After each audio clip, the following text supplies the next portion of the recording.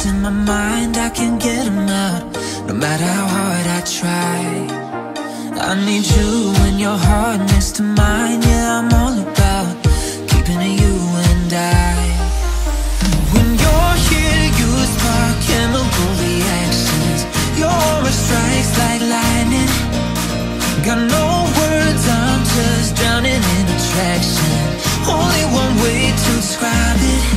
It's electric, can you feel it? You got the only touch that takes me high. It's electric, I'm up in my feelings. I double vision 'cause of you tonight. It's electric.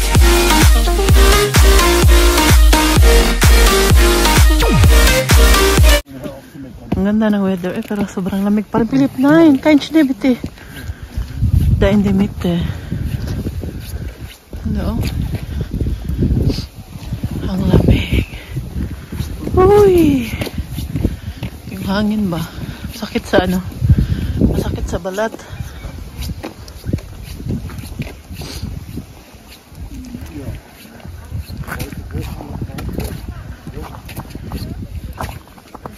Das ist Tannenbaum. Nandito kami sa Winter Wonderland. Ay, ang lamig. Ang ganda ng weather ngayon. Maaraw siya. Sama ko si Philip. Iwan ko ba, no? Bumibili ako ng pero feeling ko lang hindi bagay sa akin kasi ang laki ng ulo ko. Ay, hinoo ko. Nakadakad tayo kay ilang araw tayo hindi nakalakad. Ay, grabe ang lamig ko eh. Uy! Nakadakad tayo, samahan niyo ako. Para makalangap tayo ng briskong hangin. Ganda ng view, oh. Ay. Wow. Ako madauntin. Siehst du das? Siehst du das, Philipp? Ja. Wow, das ist richtig schön. Kann man, glaube ich, runter auch, oder? May mga bata na maliliit ba na naglalaro ng snow. Nilagay nila sa gitna. Natunaw man, dandahan kaya ano man siya. 5 degrees ngayon. Pero ito sa gilid-gilid siya natunaw kaya sobrang lamig pa eh. Sobrang tigas ng snow. Dahil nga ilang araw, ano ba. Palaging negative ang ano dito sa baba. Lalo na dito sa taas dahil sobrang lamig dito. Mas malamig dito kasi sa amin. Lagi talagang maraming snow dito.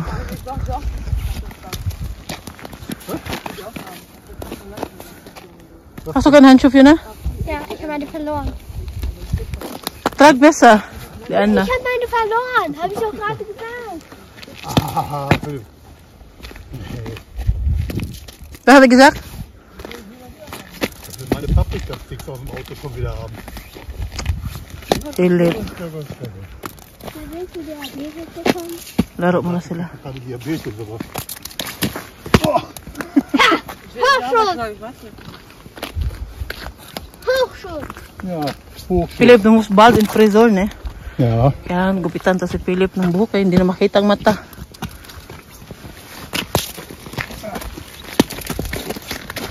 Galing pala ninyo maglaro ng soccer, ha?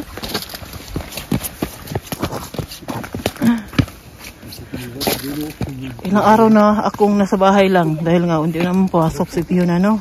Hindi man siya kasi nga may ano siya, trangkaso.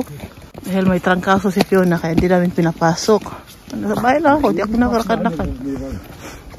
Yung week na to. Para di lumala yung sipon niya ba. Pero Lunes, balik eskwela na yan siya. Grabe yung ano niya. Inuubo yan siya at sipon. Buti na lang na ano ba, hindi lumala. Ilang araw lang. Layo na namin, nasa pinakataas na kami. O diba, tingnan niyo, kita-kita na yung view. Maraming tao doon sa baba kaya pwede mag-slide doon eh. Pwede ka mag-ano doon ba. At yung snow doon sa gitna, hindi siya inalis dito. Walang snow sa ano. nilinisan talaga. Doon sa kabila, may snow.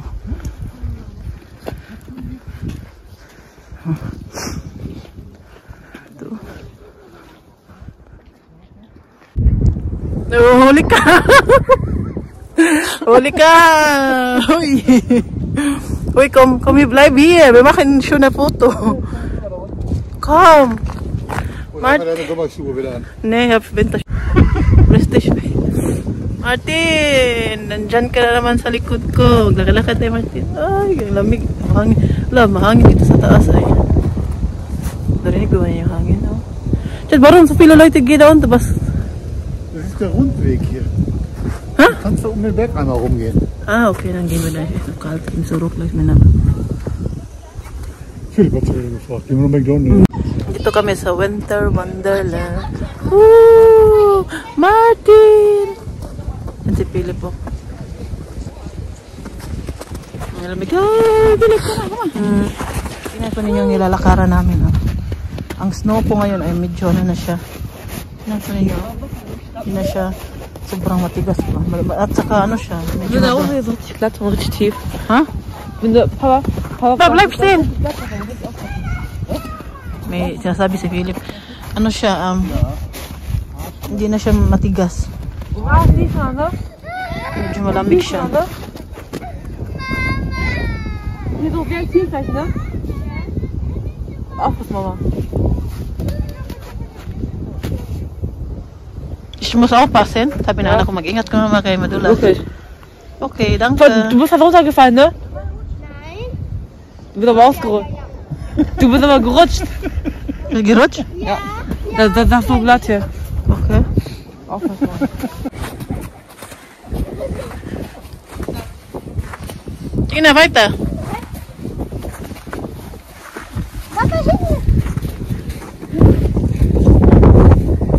Si Philip, nagbago na po yan siya. Hindi na yan siya masyadong ano po.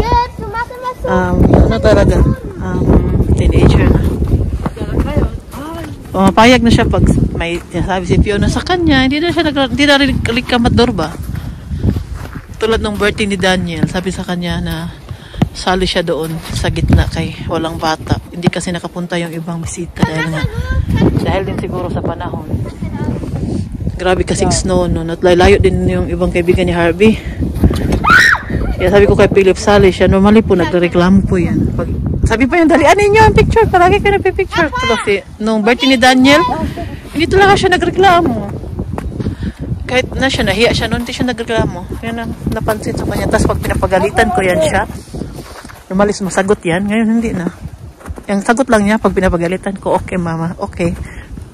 Lalo na pag mali niya, okay. Hindi na talaga noon na sumasagot. Ngayon hindi na. Nagbago na talaga siya. Ano na talaga? Langsam mo siya, ha? I got you and your vibes in my mind, I can't get them out, no matter how hard I try. I need you and your heart next to mine, yeah, I'm all about keeping it you and I. When you're here, you spark chemical reactions, your aura strikes like lightning, got no words. Dito kami kumain, oh. Dito na restaurant pa. Kita ko pa sa inyo kasi may ano sila dito dyan. May sabaw dyan. Dyan kami kumain sa loob. Kay Mrs. Ann. Ja, mit der Ruhe bitte, Philipp, ja? Pauwi na kami. Lakad-lakad na naman kami ni Martin. Kasama ko lang si Martin ngayon. Yan yung mga bata. Ano ba? Tapos lang nila maligo. Malamig yung labas. Bukas kasi pasok na naman. Maaga silang pinaligo dahil para mamaya maaga matulog. Kaya bukas maglakad lang kami. Pang umaga kasi si Martin sa kanyang trabaho. Kaya dito kami naglakad-lakad ngayon. Oh. Palagi ko na po itong pinapakita sa inyo dito. Dito lang to sa lugar namin. Hindi na kami nagbiyahe ng malayo kay ano na din, late na din ba. Nag-relax lang talaga kami ngayon. Sunday talaga. Pag uwi namin, magluto kami ng pagkain. Lalakad lang muna kami. Katatapos ko lang ba maligo ba? Lamig ako. Lakad-lakad lang para makalanghap ng freskong hangin. Kami natin si Martin. Dito banda, wala na masyadong natunaw na yung dito snow. Pero dito sa taas namin, dami pa. Kasi wala masyadong dun. Hindi maarawan ba? Dito kasi palaging itong week na ito maganda ang panahon. Palaging maganda ang weather. Hindi umuulan, hindi na din nag-snow ulit. Pero palaging negative. Kaya hindi natunaw kaagad yung snow. Sabi mo kay Martin, upo muna tayo. Pagod na ako. Kanina pa tayo naglakad. Ano Martin? Upo na. Pati yung yung upo ay napuno na sa snow. Ito sa gilid-gilid na lang. Lang ba ako? Naka-summer shoes lang ako. Hindi ako nagsuot ng sapatos ko pang naman dito. Hindi naman madula sa gitna. Tagilid-gilid na lang yung snow. Siyempre hindi naman nila nililinisan dyan. Kaya wala namang dumadaan dito yung daanan ng mga tao. Malaki na ang gagastos ng government dito kung pati dyan linisan pa kasi nilalagyan mo yan ng asin nila para hindi madulas tulad dun sa amin din. Dito lang tayo upo Martin, here shots get out. Dito lang tayo upo. Ay, buti pa sa Pinas mainit. So sige lang, ilang weeks na din matapos na ang winter. Kasi March chats bilangin nok benta March 21. Ja, das ist official ruling na. Official ruling Anfang, ja. Ngayon pa lang March 21, magsa-start na ang spring ba. So ilang weeks na lang. Siguro 9 weeks, no? Ay, nako. Ilang snow pa kaya ang mangyayari dito sa amin. May ilang weeks pa tayong magtiis sa lamig. Yan. Pakita naman natin yung mukha ko. Baka may magsabi, puro na lang yung paligid pinapakita mo, Ma'am Heros, yung mukha mo din. Pinapakita ko na pa yung mukha ko. Tapos ko lang pumaligo. Grabe. Nilamig yung kamay ko. Pero sandali lang kami maglakad-lakad. Ano lang ba? Makalanghap lang ng preskong hangin. Hindi na hindi kumigas yung tubig dito sa Flos sa river. Hindi na nigas ang tubig dito sa river. Kahit sobrang lamig. Kahit tamay shot. Tayo na ng lekaran namin. Diba? Indahan lang si Inday kay hindi naman pala madulas. Lagyan ng asin. Kasi po may mga daan po talaga dito na hindi nilinisan, pero ito kasi kasi ito public na ba, kaya nilalagyan talaga ng asin ng dito sa government dito sa amin. Yun lang yung ganap namin ngayon. Lakad-lakad kahapon din, lakad kasama mga bata. Maganda din yung weather kanina, maaraw. Kaya lang, nanood kami ng sinulog sa TV. Nanood ako sa YouTube pala. Sandali lang. Yan talaga yung ma-homesick ako pag tuwing January. Kaya yan talaga yung buwan na gusto ako. Yan ang buwan na gusto kong umuwi sa Pinas. Kasi sinulog, tapos fiesta sa amin pagkatapos. Hindi man tayo basta-basta makawali ng January. Kaya may pasok ng mga anak ko. Wala man silang bakasyon January na. Hindi man pwede iwan yung mga bata. At si Martin lang mag-isa. Kawawa naman. Hindi naman ako mag-enjoy din doon sa Pinas kung ako lang uuwi. Tapos yung mga anak ko nandito. Tapos si Martin, nandyan si Uma, alagaan yung mga bata. May pasok na ko. Sinasabi ko po sa inyo, hindi ako mag-enjoy doon. Yung isip ko, nandito lang siguro palagi sa Germany. Kahit ngayong gumagala ako, dito lang ako sa Germany, gumagala. Lalo na pa nag-attend kami ng event. Hindi ko kasama yung mga anak ko. Ako, yung isip ko na sa bahay lang. Magtawag ako palagi sa bahay, mag-message ako kay Martin po, okay lang sila.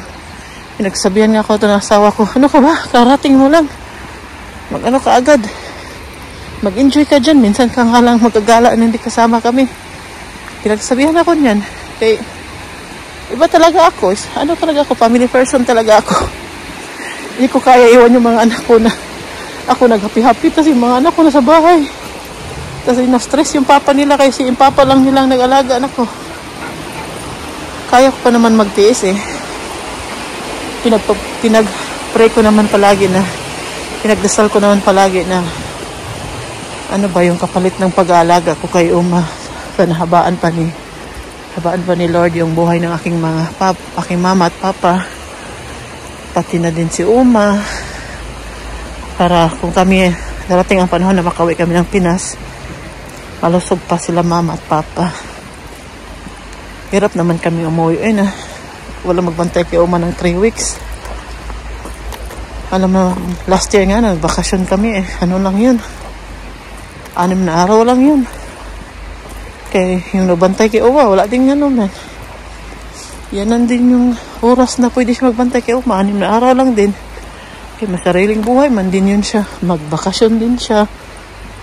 Hindi naman pwede na lahat na mga bakasyon niya na gamitin niya doon sa pagbantay kay Uma, no? Kahiya naman. Kahit may bayad pa, no? Mahiya din tayo. Stress ba yung mga buhay dito? Mga tao dito makarelax lang pag may bakasyon. Kaya yan po. Palagi na lang likod ni Martin pinapakita ko sa inyo. At itong paligid natin, itong river dito. Pag ikot lang kami, pabalik, ikot lang kami diyan, papunta doon. Tapos ano na kasi yan eh, pabalik na sa auto. So dito, straight na ito. Diyan, tapos balik kami doon sa inaanan namin. Sundin lang natin si Martin pa di tayo mawala. Pa di ako mawala ba. Gabi yun siya maglakad, no? Para mo siya kasama. Iniwan ako lagi ba. Yan na yung river. Hindi siya nanigas, no? Samantala, doon sa likod ng bahay namin, may planggana doon. Nilagay ko na may tubig. Ano? May ice na. Hanggang ngayon, hindi pala tunaw. Ilang araw na yun.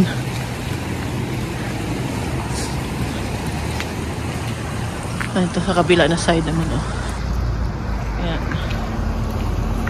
Maganda pa itong lugar namin pag ano, pag tinginit ba? Lalo na pag summer, spring. Ano dito? Provincial style ba? Tahimik. So gusto rin ko itong lugar na to.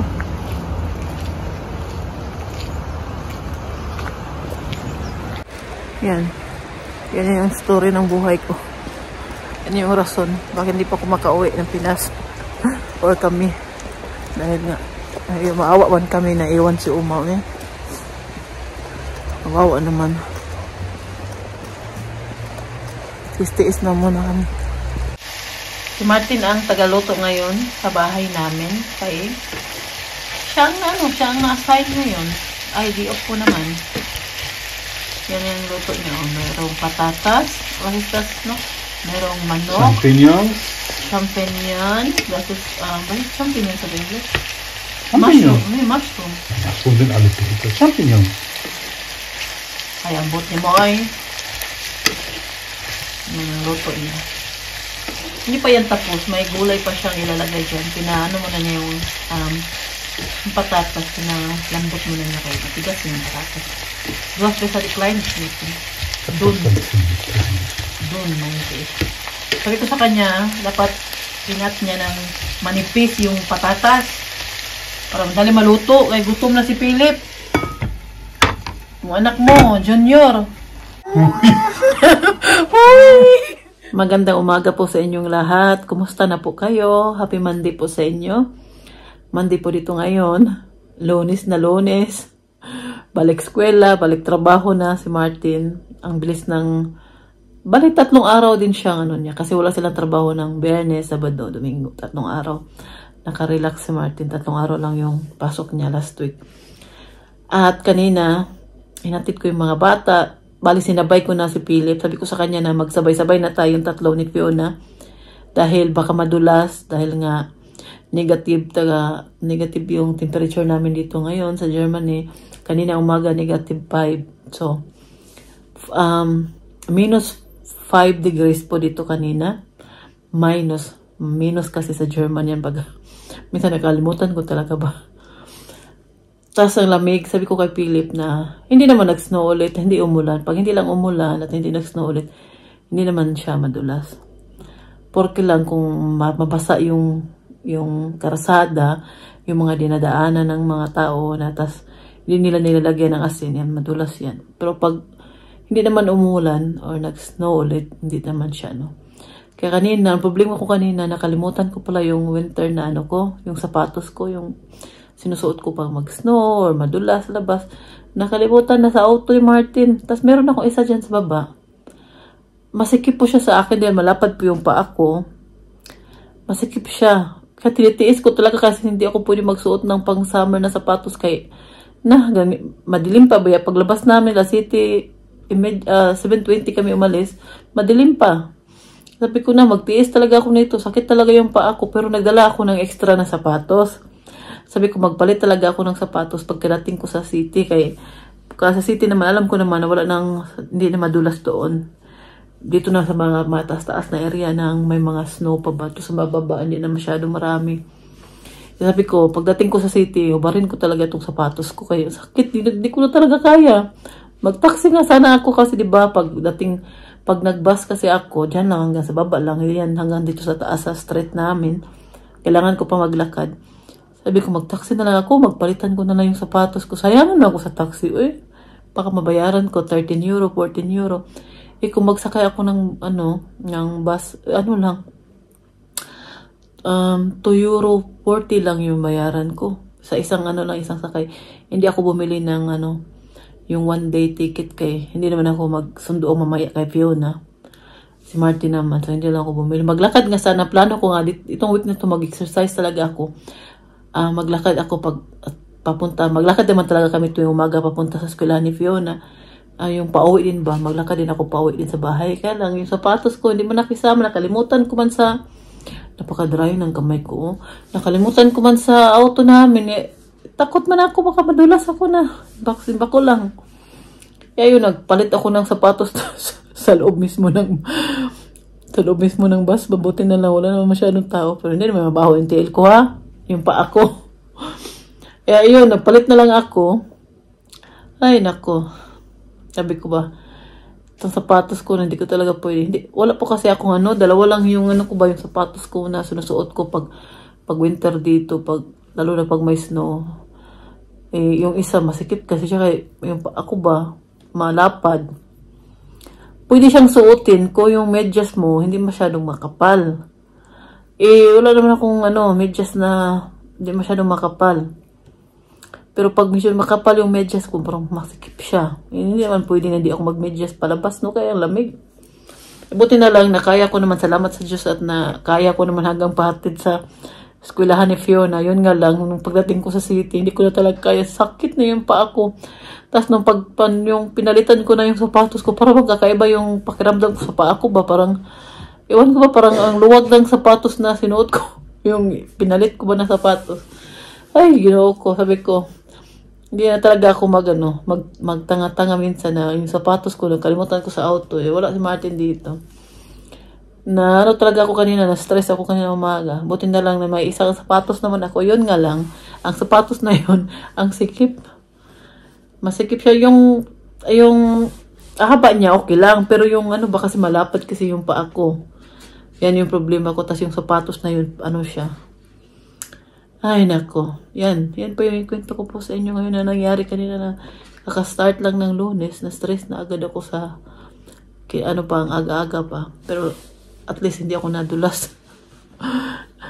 Kasi naman, kahit naka-sapatos ako na pang-summer, papunta dito sa taas kasi yung daan, hindi naman siya madulas. Kahit dahil nga nilalagyan na ng asin, para delikado sa mga tao na magbiyahe, mag-auto, o maglakad. Yun, ako po magluluto muna dahil Sabi ni Martin, alas 3 daw siya matapos sa trabaho. Tapos mag alas 2 na ngayon. Yung lutuin ko naman spinat at kartoffel. Yung patatas ba? Madali lang naman. So, lutuin ko siya pag 2:30. Mga ganyan. Kasi ayoko magluto ng maaga kay yung timing ko yung dating ni Martin kay ayaw niya yung malamig na pagkain. Yung mga German ayaw nila yung malamig na pagkain. Hindi nila gusto yung malamig. Gusto nila mainit talaga yung kinakain nila. So yan lang. Yan na yung nangyari sa akin ngayon.